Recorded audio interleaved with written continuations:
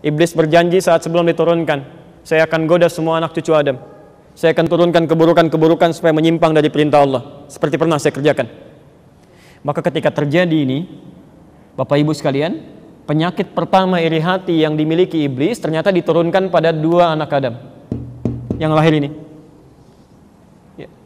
Hati-hati, anak Nabi aja bisa kena, apalagi yang kita bukan anak Nabi. Anak Nabi kena penyakit ini, apalagi yang bukan anak Nabi. Ya. Sumber penyakit iri hati, sumbernya dari mana gitu ya? Ya, pelan-pelan. Quran surah kedua Al-Baqarah ayat 30 sampai dengan 36. Posisi paling kiri sebelah atas. Wa idz qala rabbuka lil malaikati inni ja'ilun fil ardi khalifah. Ada ayatnya? Baik, saya percepat sedikit. Sumber penyakit iri hati diisyaratkan oleh Quran itu setan. Cuma satu, setan. Oke. Jadi kalau ada orang-orang terkena penyakit iri hati, artinya sedang dikuasai oleh setan. Saya ulang ya. Sumber penyakit iri hati itu disebutkan, diisyaratkan oleh Quran itu berasal dari setan. Lalu baru dilekatkan pada nafsu manusia. Dari mana diketahui setan dan siapa dia? Ya, kita sudah bahas sebagiannya. Bapak Ibu sekalian, kisahnya bermula bahkan saat manusia pertama diciptakan, ditunjukkan oleh Quran penyakit ini menerpa setan dan hadir kemudian diwariskan pada manusia. Baik. Saya mulai dengan permulaan penciptaan manusia pertama dan telah kita bahas sebagiannya, jadi saya agak percepat ya. Baik. Manusia pertama diciptakan setelah diciptakan sebelumnya ada malaikat dan jin. Ya. Keterangan Quran di Quran surah ke-15 ayat 27. Allah ciptakan jin duluan, wal janna khalaqnahu min qablu min naris samum. Kami ciptakan jin sebelum manusia itu dari api yang bergejolak.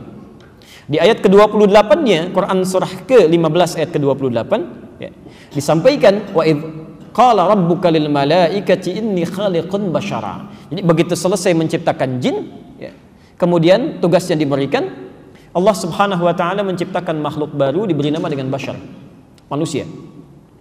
Saya agak cepat. Selesai penciptaan ini, diperkenalkanlah kemudian manusia ini kepada kalangan jin dan malaikat akan fungsi penciptaannya. Apa maksudnya Allah menciptakan makhluk ini? Ya. Seperti Allah ciptakan malaikat punya tugas, ya. Allah ciptakan jin punya tugas, dan setiap ciptaan Allah selalu ada manfaatnya. Ya. Tidak ada yang sunyi dari manfaat. Maka di Quran surah kedua Al-Baqarah ayat ke-30 dijelaskan kemudian, wa idz qala rabbuka lil malaikati inni ja'ilun fil ardi khalifah. Ketika Allah berfirman pada malaikat dan jin yang hadir pada saat itu, ya, saat perkenalan manusia pertama ini, disampaikan saya akan menjadikan makhluk ini sebagai khalifah di bumi. Jelas sampai sini? Pelan-pelan.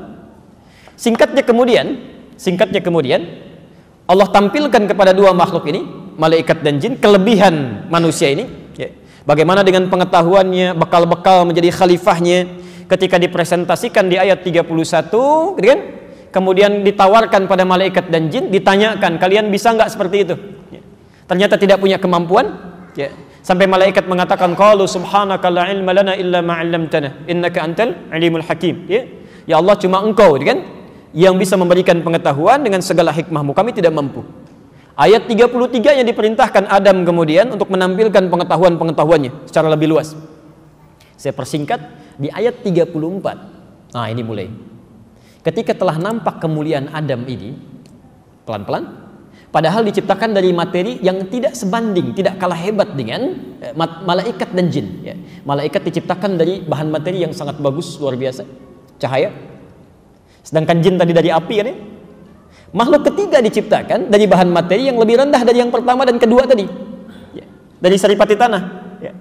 Allah ingin menampakkan tidak setiap ciptaan Allah yang dianggap rendah itu bisa kecil, barangkali nilainya tinggi, gitu ya.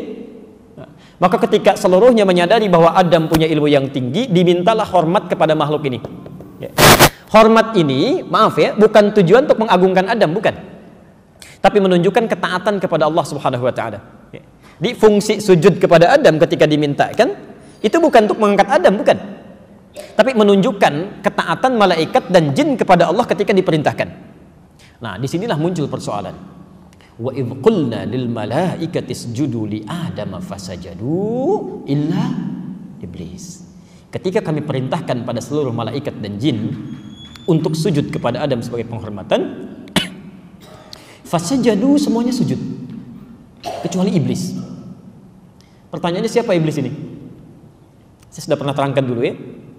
Dijawab di Quran surah ke-18 Al-Kahf ayat 50. Posisi paling kanan di pertengahan sedikit. Kalimatnya sama. Wa idh qulna lil malaikati isjudu li Adam fasajadu illa iblis. Ketika kami perintahkan seluruh malaikat dan jin untuk hormat kepada Adam dengan perintah kami, semua sujud kecuali iblis. Siapa iblis ini? Kana minal jinni fa fasaqa an amri rabbi. Dia bukan golongan malaikat tapi golongan jin yang hadir pada saat itu, yang menyimpang dari perintah Allah. Kenapa jin ini menyimpang? Kembalikan ke Al-Baqarah 34. Aba, dia enggan untuk sujud. Wastakbar, ya, dia sombong, tidak mau hormat kepada Adam atas perintah Allah. Tapi sombongnya ini kenapa gitu kan? Kenapa sombongnya? Kita harus cari, ya. Apakah sombongnya karena hal tertentu atau ada sedang penyakit melekat pada dirinya? Maka dijawablah kemudian sifat sombong ini dengan satu penyakit yang luar biasa. Quran surah ke-7 ayat ke-12. Posisi paling kiri sebelah atas di mushaf standar. Lihat kalimatnya. Qala ma mana'aka alla tasjuda idh amartuk. Allah kemudian menyampaikan kepada iblis, kepada jin tadi, apa yang menyebabkan kau tidak mau sujud ketika saya perintahkan? Perhatikan poinnya Bu ya, Pak ya. Lihat kalimat Qurannya. Ketika saya perintahkan. Ini sebetulnya semua ibadah itu Allah nggak butuh. Maaf, itu tidak butuh. Jadi kita semua tidak sujud pun tidak sholat kepada Allah semuka bumi, itu tidak akan menurunkan derajat Allah sebagai Tuhan. Allah tetap Tuhan, nggak akan berkurang kemuliaannya. Ya. Tapi semua ibadah yang diperintahkan, diminta, dikerjakan, itu hanya menunjukkan ketaatan kita saja sebagai seorang hamba. Ya. Kita yang perlu. Nah, ketika Allah tanyakan, kamu kenapa nggak mau sujud? Ya. Sebetulnya Allah Maha tahu, nggak dijawab pun sudah ketahuan. Hanya untuk menerangkan nanti kepada kalangan malaikat, kepada kalangan jin yang ada pada saat itu, termasuk kita saat ini. Ini loh penyebabnya, yang menyebabkan dia bisa menyimpang dari ketentuan Allah. Jadi kalau ada orang-orang terkena penyakit ini nanti, Anda mesti waspada, Anda punya potensi menyimpang nantinya. Itu maksudnya. Ya. Maka ditanyakan kepada jin ini, kenapa? Ini kan kamu tidak mau sujud kepada Adam ketika saya perintahkan. Lihat kalimatnya. Alhamdulillah, ana khairum minhu khalaqtani min narin wa khalaqtahu min tin. Saya lebih hebat dibandingkan dia, saya lebih bagus, ya, lebih baik dibanding dia. Engkau ciptakan saya dari bahan yang lebih bagus dari dia, dari api, sedangkan kau ciptakan dia dari bahan saripati tanah saja. Insya Allah, pelan-pelan. Kalau dibaca sekilas, kelihatannya sifat sombong yang muncul. Tapi kalau Anda baca runtutan ayatnya dengan yang lainnya, sebetulnya sifat ini muncul bukan karena cuma sujudnya. Ya. Karena iblis ini, jin ini menginginkan dia yang dipilih menjadi seorang khalifah. Kembalikan ke ayat 30 tadi Al-Baqarah. Seolah-olah bahasanya begini, kenapa yang ditunjuk jadi khalifah dia bukan saya? Saya kan lebih hebat. Ya. Bahan saya lebih bagus, kemampuan saya lebih tinggi, gitu kan? Kenapa nggak dipilih saya? Kok dipilihnya dia? Jelas ya? Jadi saat yang bersamaan, makhluk ini menginginkan nikmat yang melekat kepada Adam itu hilang. Dia ingin ambil itu. Lebih baik bukan Adam yang mendapati, saya yang harus dapat, dan nikmat Allah yang dititipkan kepada Adam itu mesti hilang. Saat penyakit ini muncul pada dirinya, perhatikan, saya agak lambat sekarang ya. Perhatikan sini. Ibu dan bapak sekalian, dalam bahasa Arab, kalau ada sesuatu yang kotor misal, kemudian ditutup dengan yang baik-baik. Dengan pakaian misalnya, supaya tidak nampak, ditutup. Maka bahasa Arabnya disebut dengan labasa atau labisa. Labisa. Karena itu pakaian kita disebut dengan libas ini. Libas. Kenapa dinamakan dengan libas? Karena pakaian ini menutup aurat yang tidak baik untuk ditampilkan, atau aib yang tidak mau kelihatan. Ya? Di sesuatu yang kotor, yang tidak bagus, Anda tutup dengan yang baik-baik. Itu bahasa Arabnya dari labisa. Penutupnya dikenal dengan libas. Quran surah ke-7 Al-A'raf dari ayat 27 atau bahkan dari 26 sampai 31. Walibasut taqwa dzalika khair. Ya, silakan catat, lain waktu Anda lihat lagi. Tapi kalau ada yang baik-baik, misal ini bagus ya, bersih. Ini bersih. Kemudian ditutup dengan yang kotor. Masya Allah, sesuatu yang bersih ditutup dengan kain yang kotor ya. Maka kalimatnya ditukar. Ini agak unik dalam bahasa Arab. Dari labisa begini, lam, ba, sin. Yang baik menutup yang kotor. Tapi kalau ada yang kotor ditutup oleh yang baik ditutup oleh yang kotor-kotor, maka huruf ba-nya ini pindah ke depan. Jadi balasa, ba-nya pindah ke depan, ba, lam, sin. Itu tandanya yang kotor sedang menutup yang baik. Nah, kalau kainnya sudah menutupi, misal kotorannya menutupi yang baik-baik, maka yang terkena tutupan itu dirubah namanya menjadi iblis. Dari sini muncul kata iblis. Maksud nama iblis itu adalah sosok yang sedang tertutup oleh sifat-sifat yang buruk. Asalnya baik. Asalnya baik. Ya. Jadi Anda jangan kira kalau jin ini, ya, maaf, asalnya pembangkang, bukan. Asalnya baik, Pak. Bu. Ya. Dari mana indikasi baiknya? Quran surah ke-18 ayat 50 tadi menjelaskan, kana minal jinni adalah dia termasuk jin yang sangat taat, fafasaqa. Maka dia mulai menyimpang. Tidak pernah disebutkan kata fasik di dalam Quran, termasuk di hadis, kecuali lawan dari kalimat taat. Fasik lawannya taat. Jadi ketika Quran menyebutkan fafasaqo, kemudian dia mulai fasik, dia menyimpang, artinya awalnya taat. Taat. Ya. Saya mau tanya begini, mohon maaf ya. Kalau di akhirat itu, satu harinya berapa lama ukuran dunianya? 1000 tahun. Tahu dari mana? Oke, kita ambil Quran surah 32 saja, ayat kelima saja ya. Fi yaumin kana miqdaruhu alfa sanatin mimma ta'uddun. Masya Allah, satu harinya itu setidaknya ada 1000 tahun. Satu harinya 1000 tahun. Satu detiknya kurang lebih itu sama dengan 48 hari. Masya Allah. Jadi kalau Anda mendapatkan kenikmatan di akhirat sedetik saja, itu nikmatnya sama dengan 48 hari. Tapi kalau ada yang masuk neraka satu detik saja, itu sama dengan 48 hari. Ya. Awas jangan main-main ya. Dulu ada orang-orang Yahudi ketika diingatkan dengan ancaman neraka, dia mengatakan, ya, perhatikan kalimatnya, nggak apa-apalah, paling-paling kalau masuk neraka cuma beberapa hari aja. Al-Baqarah ayat 80, Quran surah kedua Al-Baqarah ayat 80, posisi paling kiri sebelah atas. Ya. Wa qalu lan tamassana an-naru illa ayyaman ma'dudah. Ya. Dan mereka berkata, lan tamassana an-naru, kalau masuk neraka paling sebentar, nggak akan disentuh oleh neraka, illa ayyaman ma'dudah, paling sebentar. Kalau kalimat ma'dudah itu alifnya pendek, ma'dudah pendek bacaannya, itu artinya kalimat yang disampaikan belum bisa dipastikan. Jadi kalau balik ditanya, misal ya, nggak akan masuk neraka paling beberapa hari aja, ditanya berapa hari, ya paling beberapa hari lah, dia sendiri belum bisa memastikan. Tapi dia menganggap ringan gitu ya, paling beberapa hari, dari situ diangkat ke surga lagi. Ya, Masya Allah.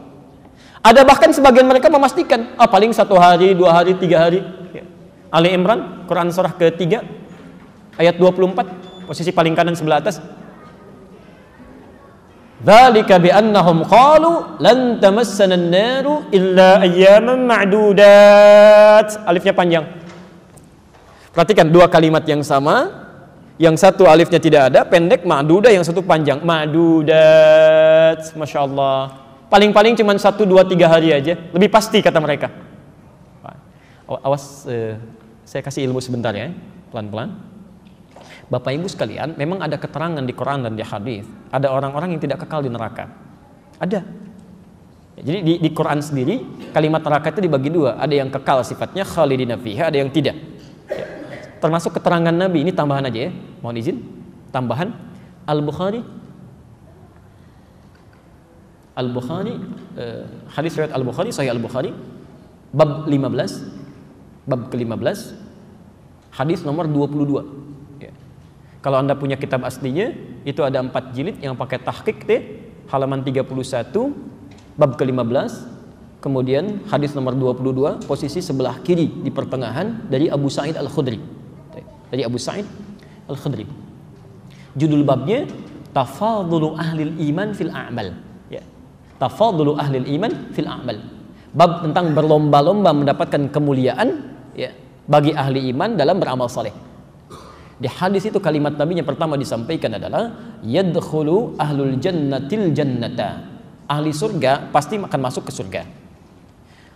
Wa yadkhulu ahlun narin nara, dan ahli neraka pasti akan masuk ke neraka. Thumma yaqulullahu ta'ala, kemudian Allah berfirman kepada sebagian yang masuk neraka. Ya. Pelan-pelan. Akhriju katanya. Ya. Akhriju, keluarkan mereka dari neraka. Akhriju minan nar. Keluarkan, sudah selesai saatnya. Sudah tiba selesai. Keluarkan mereka dari neraka. Akhriju minan nari qadis waddu, ketika diangkat dari neraka sudah pada gosong. Sudah pada gosong. Ya. Dari keterangan ini orang-orang Yahudi mengatakan, mengambil sebuah kalimat, enggak apalah. Paling-paling kalau dosa sedikit masuk neraka, nanti juga masuk surga lagi. Nanti juga masuk surga lagi. Karena itulah kemudian turun ancaman Quran. Silahkan aja kalau mau. Silahkan, satu harinya sama dengan 1000 tahun. Ya, Masya Allah. Jadi satu detiknya sama dengan 48 hari. Siksa paling ringan di neraka itu ada di Quran surah keempat An-Nisa ayat 56, posisi paling kanan, agak ke atas sedikit. Innal ladzina kafaru bi ayatina sawfa nuslihim nara. Kalau ada orang ingkar terhadap kami akan celupkan nanti ke neraka kalau dia tidak mau taubat. Ya. Maaf Bapak Ibu sekalian, nusli itu kalau dalam bahasa Arab itu seperti bikin teh celup. Pernah bikin teh celup? Kan dimasukin diangkat lagi, masukin diangkat lagi. Nanti di akhirat nanti ada orang disiksa di neraka, paling ringannya itu kayak teh celup, dimasukin diangkat lagi. Ada tugas malaikat yang tugasnya cuma celupin angkat, celupin angkat. Kullama nadijat juluduhum, ketika dimasukkan dicelupkan itu hancur semuanya, kulit-kulitnya semua habis itu. Ya. Baddalnahum juludan ghairaha, diangkat sembuh lagi. Ya. Kan kalau dalam dunia kesehatan itu indra paling peka perasa kan kulit. Ya. Makanya disebutkan kulit.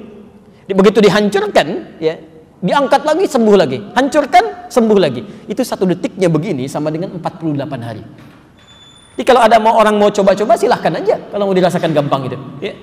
Nah kalau kita kembalikan ke kajian tazkiyatun nafas, dan saya agak lambatkan ritmenya sedikit, jin tadi, kalau satu hari aja taat kepada Allah, itu berarti ukurannya sudah 1000 tahun ibadah kita. Kalau sejak dia diciptakan misal, baru 7 hari aja, itu artinya sudah 7000 tahun dalam ukuran kita. Anda bisa bayangkan makhluk yang sudah ribuan tahun dalam hitungan kita ibadah kepada Allah karena terkena penyakit ini saking bahayanya, ya, dirubah namanya oleh Allah menjadi iblis, terkuasai oleh kotoran, ya, kena sombong, kena iri hati, bisa terusir dari surganya, terusir dari rahmat Allah, dilaknat oleh Allah, dijanjikan neraka yang luar biasa tanpa pernah keluar dari dalamnya.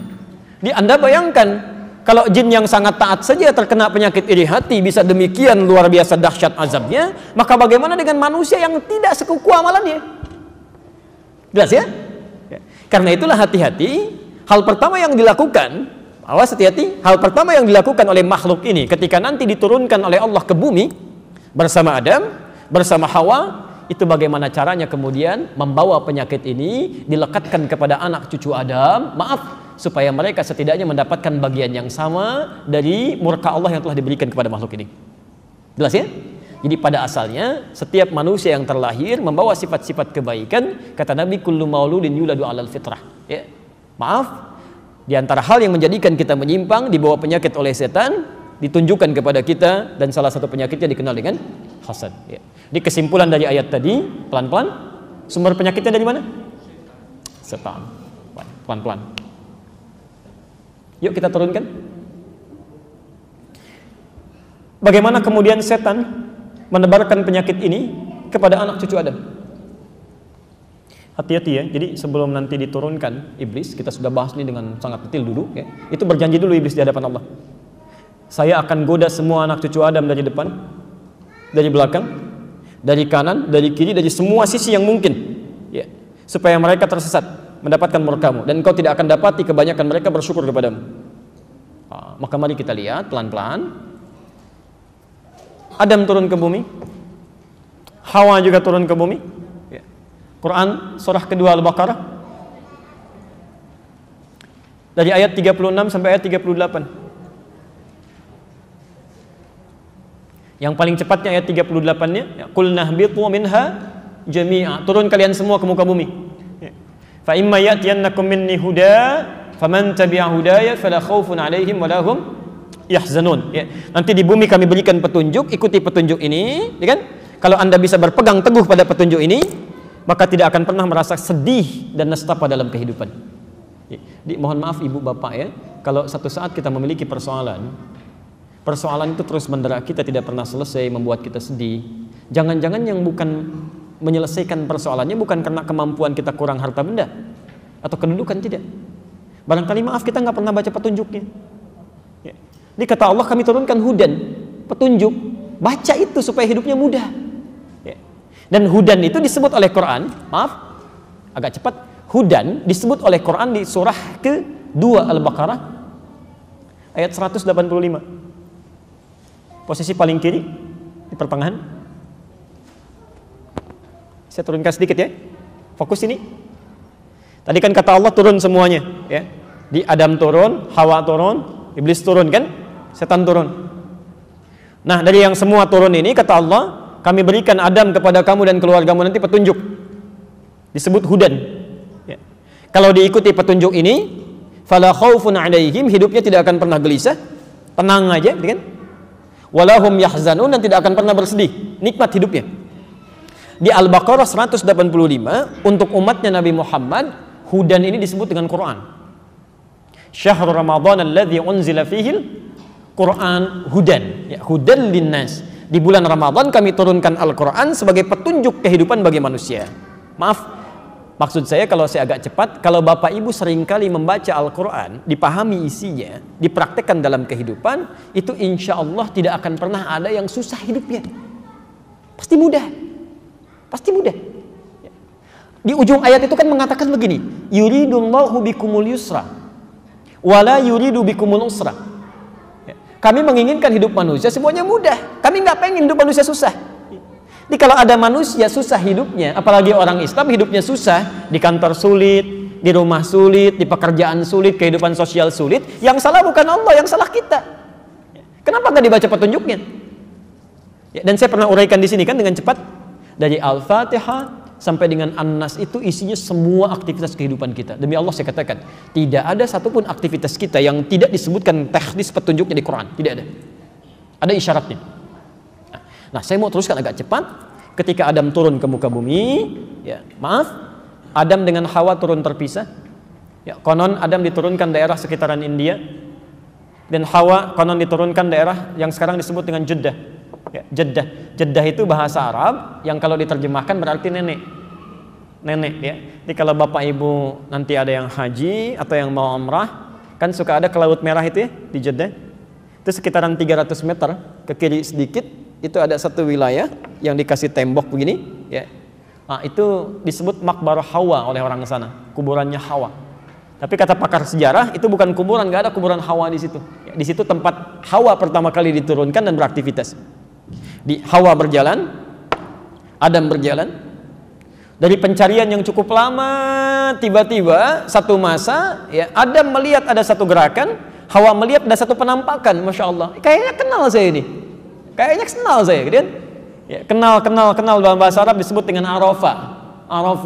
Maka mereka mulai mendekati diri, naik ke bukit yang cukup tinggi, ya. Bukit yang disusun tinggi untuk mengenali, itu dalam bahasa Arab disebut dengan Arafah, jamaknya disebut dengan A'raf. Maka ketika mereka melihat satu sama lain, mulai kenal, tahu satu dengan yang lainnya, Araf tu kil'an, saya tahu kamu sekarang. Tahu, bahasa Arabnya Arafah, sifatnya disebut dengan Arafah. Karena itulah sekarang tempatnya disebut dengan Arafah. Jelas ya? Pelan-pelan, saya agak cepat. Kemudian mereka berkumpul, hidup berkeluarga, sampai Hawa kemudian mulai mengandung. Ada di Quran surah ke-7 ayat 189, posisi paling kiri di sebelah atas. Falamma taghasyaha, kan? Maka tatkala keduanya mulai bergaul, hamalat hamlan khafifan, Hawa mulai mengandung kandungan ringan. Sampai kandungan berat, keduanya bermohon kepada Allah supaya nanti bayi yang dilahirkan lahir dalam keadaan yang saleh, yang baik. Maaf, ini petunjuk Quran pertama bahwa kalau ada seseorang tengah mengandung, ini doa yang disunnahkan di Quran. Ya, bacakan oleh suami istri. Redaksinya langsung diatur di situ. Ya. La in ataitana shalihan lanakunanna minasyakirin. Itu redaksinya ada di situ langsung. Poin saya pelan-pelan. Ketika lahir kembar kan? Baik, kelahiran pertama kembar. Perempuannya cantik luar biasa, masya Allah. Laki-lakinya biasa. Lahir kedua lagi, kembar lagi. Ya, kembar lagi. Ya. Maaf, laki-lakinya cukup biasa juga, perempuannya biasa juga. Ya, kalau ukuran cantik dengan yang pertama lebih cantik dari yang pertama.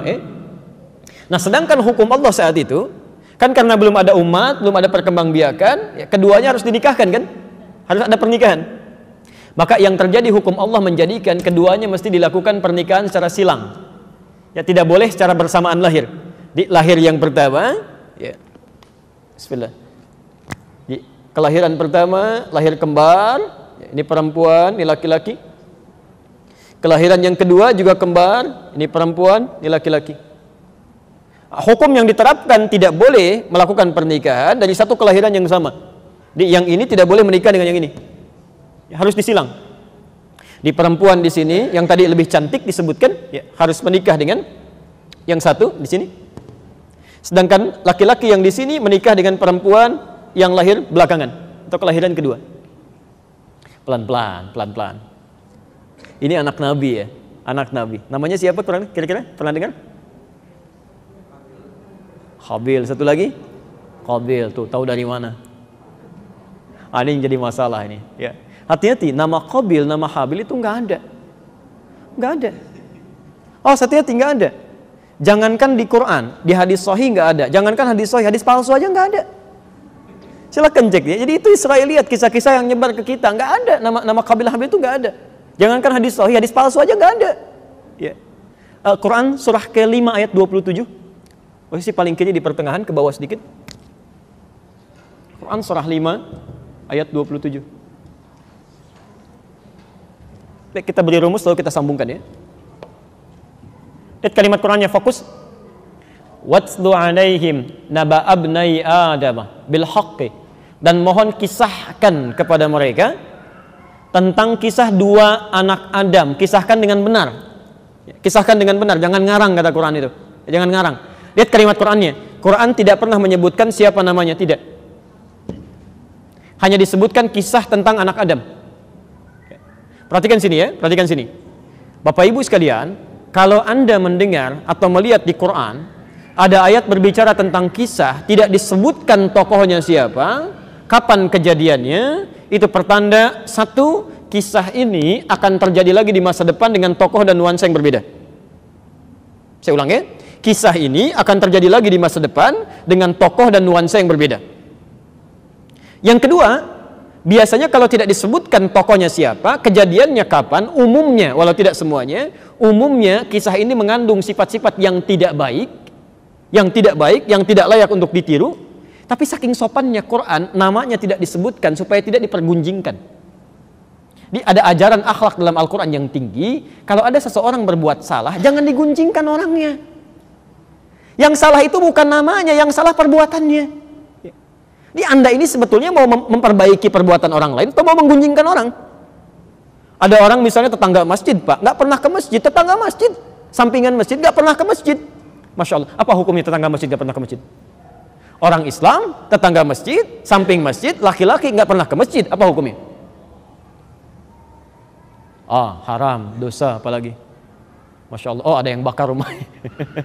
Saya kemarin waktu di Sumatera bakar rumahnya kan? Kita lihat, Bapak Ibu sekalian, tetangga masjid, laki-laki muslim, samping masjid, nggak mau ke masjid, apa hukumnya? Hukumnya ajak dia ke masjid.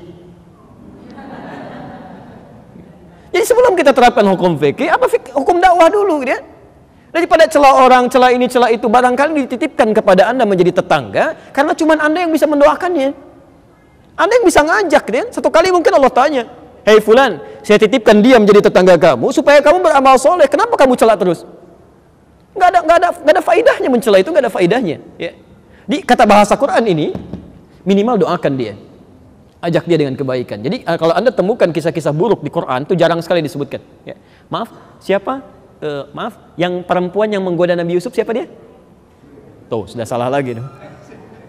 Silakan cek, nggak ada di Quran Zulaikha. Nggak ada. Ya. Disebutkan Imra'atul Aziz. Ya, Masya Allah, dari ayat 29 sampai ayat 31-nya itu. 31 paling kanan sebelah atas. Nggak ada istilah Zulaikha. Wa Imra'atul Aziz kan? Dan istri pembesar, Perdana Menteri pada saat itu. Ya. Saya mau kembalikan sini. Lihat sini. Kembali ke tadi, ke awal. Iblis berjanji saat sebelum diturunkan, saya akan goda semua anak cucu Adam. Saya akan turunkan keburukan-keburukan supaya menyimpang dari perintah Allah. Seperti pernah saya kerjakan. Maka ketika terjadi ini, Bapak Ibu sekalian, penyakit pertama iri hati yang dimiliki iblis ternyata diturunkan pada 2 anak Adam yang lahir ini. Ya. Hati-hati, anak Nabi aja bisa kena, apalagi yang kita bukan anak Nabi. Anak Nabi kena penyakit ini, apalagi yang bukan anak Nabi. Ya. Maka mesti hati-hati deh. Apa yang terjadi ketika yang ini tadi cantik kan ya? Masya Allah, cantiknya luar biasa, ini cantik, dinikahkan dengan yang adiknya, yang lahir belakangan. Maka setan datang mengirimkan sinyal penyakit hasad kepada laki-laki yang ini. Bagaimana caranya? Ketetapan yang sudah diberikan, nikmat ini yang perempuan dinikahkan dengan adiknya bisa gagal, dia tetap menikah dengan yang pertama dan adiknya kehilangan nikmat yang telah ditetapkan itu. Ini kan? Hasad dia? Baik. Tapi Masya Allah, saking bijaknya Allah punya sifat hakim, saking bijaknya, tidak langsung diputuskan. Seketika Allah bisa putuskan. Gak bisa, gak boleh. Ketetapan saya final misalnya. Tapi saking bijaknya untuk memberikan hikmah, kemudian Allah turunkan ujian. Ya. Ayo kita uji saja. Kalau kepatuhan ini bisa muncul, maka kami akan putuskan. Silahkan sesuai dengan yang diinginkan. Maka di Quran surah kelima itu, pelan-pelan ya, ayat ke-27 diteruskan. إِذْ قَرَّبَا قُرْبَانًا فَتُقُبِّلَ مِنْ أَحَدِهِمَا وَلَمْ يُتَقَبَّلْ مِنَ الْآخِرِ. Ini saya mau terangkan sesuatu yang sangat penting, dampak dari penyakit ini, hasad ini. Maka diperintahkan oleh Al-Quran, dikisahkan pada kita, Allah memerintahkan, keduanya diminta untuk mengorbankan hasil pekerjaan mereka. Jadi yang anak pertama tadi, ibu, bapak sekalian, itu profesinya dia perkebunan. Ya, dia ngumpulkan di perkebunan dia, ya, dia rawat tanaman dan sebagainya. Adiknya yang kedua, dia profesinya di peternakan. Dia gembalakan domba dan sejenisnya. Apa yang terjadi? Fatuqabbila min ahadihima wa lam yutaqabbal minal akhar. Setelah tiba masanya, diserahkan kemudian untuk korbannya, ternyata yang satu diterima, yang satu ditolak. Nah, ini poin yang sangat penting. Bagaimana ketika diterima yang pertama ini? Yang diterima ini ternyata yang diterima yang adiknya yang kedua tadi. Dia merawat kambingnya, setelah dewasa, setelah bagus, Masya Allah, dipilih oleh dia yang paling gemuk, yang paling bagus, yang sekiranya paling dicintai oleh Allah Subhanahu wa Ta'ala, itu yang dikorbankan.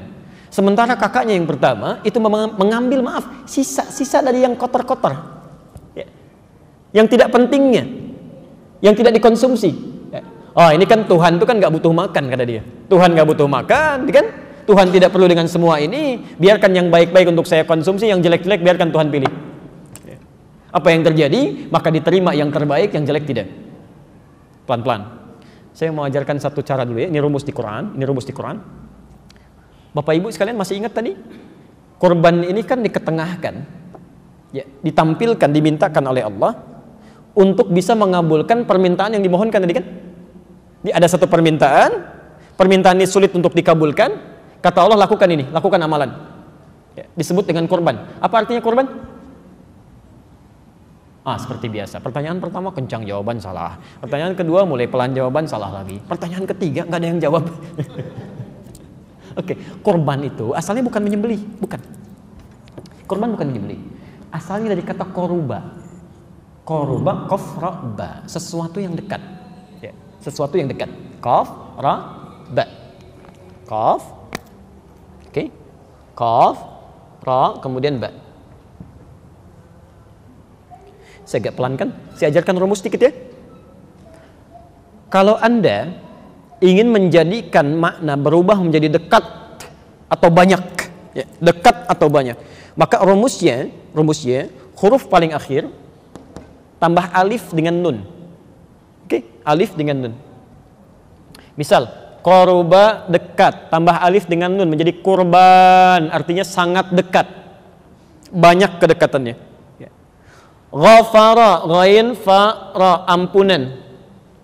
Anda ingin tambah dengan alif dan nun menjadi gufron, artinya yang banyak ampunannya.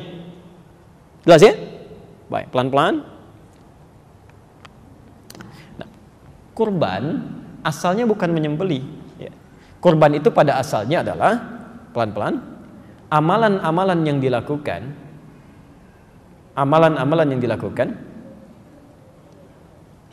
untuk lebih mendekatkan diri pada Allah Subhanahu wa taala. Untuk lebih mendekatkan diri pada Allah Subhanahu wa taala. Pelan-pelan.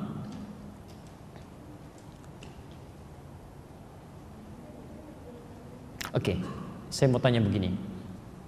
Biasanya kan hukum kehidupan menyampaikan pesan kepada kita, orang yang dekat dengan pemilik kekuasaan, maka akan lebih mudah mendapatkan akses dan ketenangan, kan? Ya. Anda dekat misalnya, maaf ya, dengan seorang pemimpin, maka ketika kesulitan akan lebih mudah kesulitan itu diselesaikan karena kedekatan Anda. Bahkan nggak minta pun bisa ditanya, ya. Apalagi yang dekat dengan Allah. Apalagi yang dekat dengan Allah. Tidak ada yang mustahil bagi Allah. Semuanya bisa terbuka. Sakit yang mustahil bisa sembuh. Ya, kesulitan yang mustahil bisa lepas. Ya, segalanya bisa terkabul. Karena itu ada rumus dalam Al-Quran. Ini dibuka dengan ayat ini, rumus pertama di Quran. Jika Anda memiliki satu hajat, satu keperluan yang sulitnya luar biasa, bahkan mustahil menurut manusia, rumus Qurannya, lakukan amalan-amalan yang mendekatkan diri Anda pada Allah. Kalau bisa saya sarankan, lakukan amalan yang umumnya orang tidak melakukannya. Ya. Misal, maaf, orang tidur malam Anda tahajud. Ya.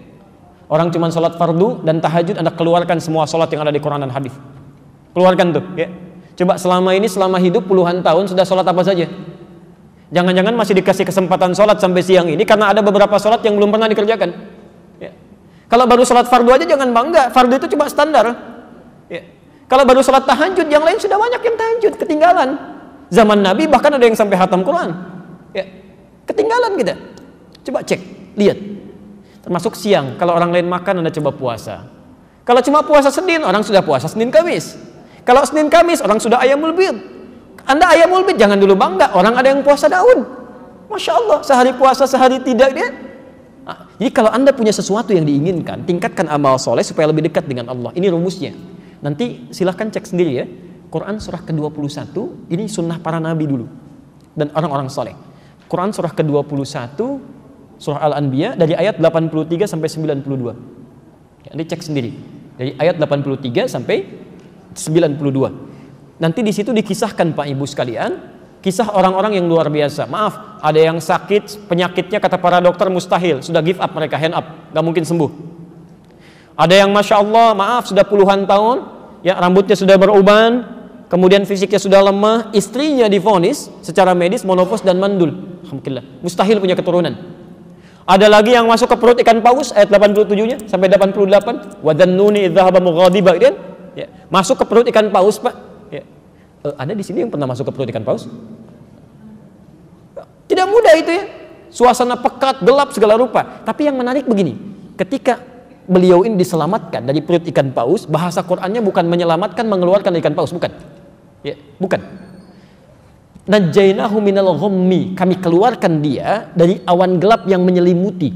Jadi maksudnya nanti di masa depan ada orang yang punya kesulitan sampai seakan-akan gelap matanya itu, tidak harus masuk perut ikan paus. Ya. Anda ada orang iseng di pekerjaan, ada masalah di rumah tangga sampai gelap, capek, ya, keluar matahari bersinar terang tapi keadaan kita kayak gelap. Ya, bingung jalan kemana-mana, itu ada, ya, ada amalannya. Dan ujung ayatnya mengatakan kanu yusari'una fil khairat, mereka itu bisa diberikan solusi oleh Allah karena memperbanyak amal kebaikan untuk mendekatkan diri pada Allah. Nah, poin terbesarnya kembali ke Al-Maidah ayat 27, ya, ketika keduanya menyampaikan amalan-amalan tadi sebagai kurban kedekatan kepada Allah, ternyata yang diterima yang serius, yang jelek tidak. Tapi yang mau saya sampaikan, karena penyakit iri hati tadi sudah diresapkan oleh iblis dalam diri orang yang pertama tadi, kakaknya. Ya. Lihat kalimatnya. Qala la aqtulannak. Ketika adiknya diterima korbannya, kalimat yang mengalir di lisannya bukan kalimat selamat ya, ternyata kamu yang diterima. Sudah rupanya Allah berkenan kamu aja yang menikah dengan dia misal. Ya. Ternyata kalimatnya bukan itu. Kalimat yang keluar, saya bunuh kamu. Saya bunuh kamu. Bapak Ibu sekalian, iri hati, saking bahayanya, dia bisa menularkan pada organ-organ yang lainnya untuk keluar hal-hal yang buruk. Jadi kalau orang sudah kena sifat iri hati, itu dari lubuk hati yang paling dalam, begitu keluar ke lisan bukan yang baik-baik, lisannya pasti kotor. Coba cek ya, maaf, Anda bertemu teman yang sedang iri hati, pasti kata-katanya kotor semua tuh. Tahu nggak kamu? Padahal saya yang duluan masuk kerja di sana, dia yang dipromosikan. Ya, semuanya buruk aja. Ya. Semuanya akan jelek, tidak nyaman gitu. Ya. Masuk ke tangan juga buruk. Ya. Masuk ke kaki buruk. Ya. Orang jalan biasa-biasa aja dia jalan cepat-cepat. Kenapa sih kamu cepat-cepat begitu? Itu dia udah datang tuh, saya nggak senang lihat dia. Ya. Banyak hal terjadi. Ya. Ini kalimat muncul, qala la aqtulannak, dijawab oleh adiknya karena adiknya tidak kena penyakit ini, dia katakan, lihat kalimatnya. Innama yataqabbalullahu minal muttaqin. Ini bukan urusan nikah dengan bukan, sudah itu jauh. Ini hanya isyarat dari Allah supaya kita meningkatkan takwa kepada Allah Subhanahu wa taala. Ketika mendengar kalimat itu terjadilah pembunuhan. Anda bisa bayangkan tahapan-tahapannya, ya? Iri hati, muncul amalan yang buruk, keluar kata-kata kotor, terakhir terjadi perbuatan yang sangat nista dalam kehidupan. Pembunuhan terjadi pertama kali di muka bumi oleh seorang anak Nabi ketika terkena penyakit iri hati. Jelas di sini?